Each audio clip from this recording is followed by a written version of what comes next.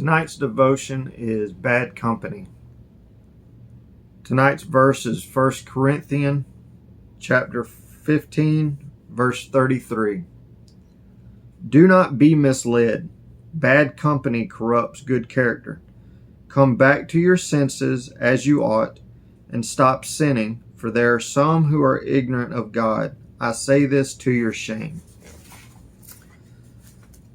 So once you start this journey towards sobriety, you're going to have to cut ties with those friends or even family members that might influence you or pressure you into doing things. You might not be considered the fun one at the party or the group anymore. That's okay. I had to distance myself from family, friends, just even places, restaurants, situations that made me want alcohol. I mean, it was even the first 2 or 3 weeks, I couldn't even watch TV, I felt like, because everything had alcohol in it.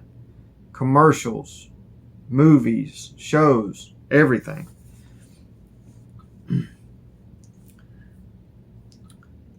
But that's going to have to be some sacrifices that you make. And it's hard because people's not going to understand. They think you're being mean. But you've got to just explain to them, and if they don't understand, you've got to do that for you to be able to succeed. Later down the road, those relationships can be healed, hopefully. I've got some relationships that are healed. Some that are better than what they were before. Some relationships are not the same and may never be the same. And that's not because I distanced myself. That's because of how I acted when I was drinking. And that's going to be something that's decided down the road. It's not going to be decided right away. And I pray that one day those relationships will be fixed. I don't know. I hope so, though. But the positive thing to this is once you start that journey, your friends are going to see you cutting back or quitting. And they're going to see how much better you are, how much more energy you have, how much more athletic you are, better shape you're getting in. I lost a lot of weight when I quit drinking. And they're going to see that, and maybe you encourage somebody to join that road and journey with you. That'd be a great positive outcome to that. Everybody's not going to see it that way. Everybody's not going to agree with you.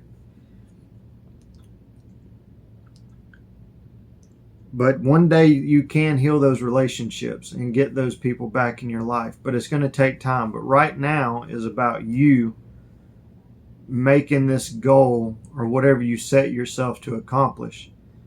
And that's the most important thing. It sounds bad to say, but nobody else, nothing else matters. Focus on you. Focus on the relationship that you have or are trying to have with God, and put all your time and heart into that. If you're married or have kids, it's going to be nothing but beneficial. I promise, because relationships are way better than what they were before. Majority of them, most of them. So don't stress over losing family members or friends right off the bat.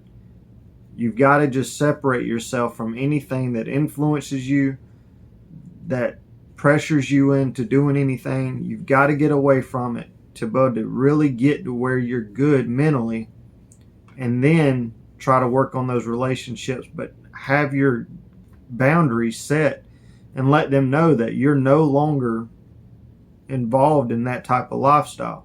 If they can't respect that, then yes, you have to cut those ties 100%. And that's hard. But it's what you have to do, as hard as it is, to be able to be the better person that you can be and want to be. So I hope you all have a great night, and I'll be back tomorrow.